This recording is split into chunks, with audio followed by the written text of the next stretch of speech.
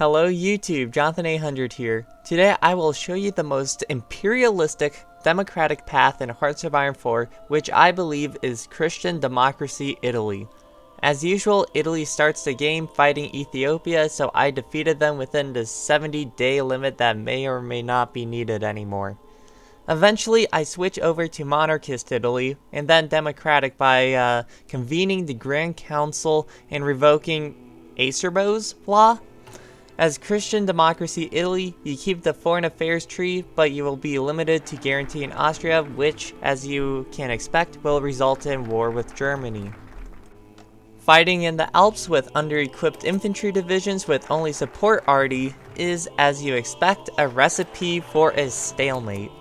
I chose to initially fight alone, as I have played this path before, but not as Democratic Italy.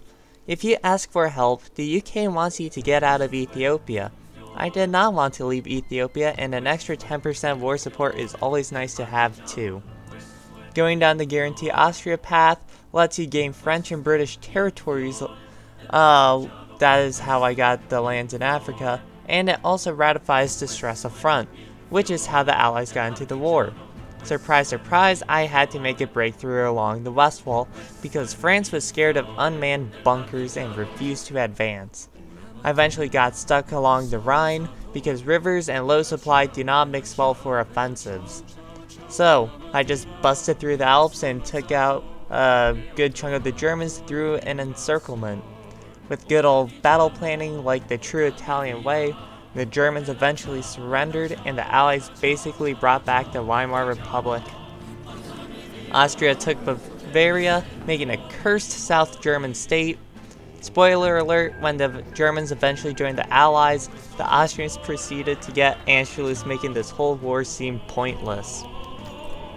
Now, with war with Germany done, you, as a wonderful democratic nation with no elections, can go invade the Mediterranean by taking out Albania, stealing the Balearic Islands, and wiping out the rest of the Balkans through submission with Yugoslavia or by just war. Just as I was about to go to war with the Balkans, the Soviet declared war on Finland, who I guaranteed so I could get a free defensive war with the Soviets. Massive stalemate in Bulgaria and Romania ensued, and basically a repeat of the 12 battles of the Isonzo ensued, but it was the Danube instead. A few 100,000 dead Italians later eventually got Romania and Bulgaria to capitulate, encircling a massive chunk of the Red Army in the process.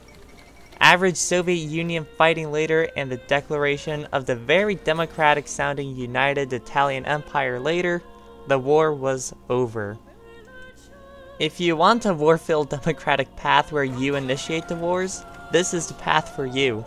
You don't even have to wait all that long compared to going right as the United States and balancing your ideology to stay democratic. You can just remain democratic as Italy and go on many wars of conquest or liberation. Either way, thanks for watching, and I have no idea where my script is at in the video. Be sure to like, comment, and subscribe, and this is Jonathan800 signing out.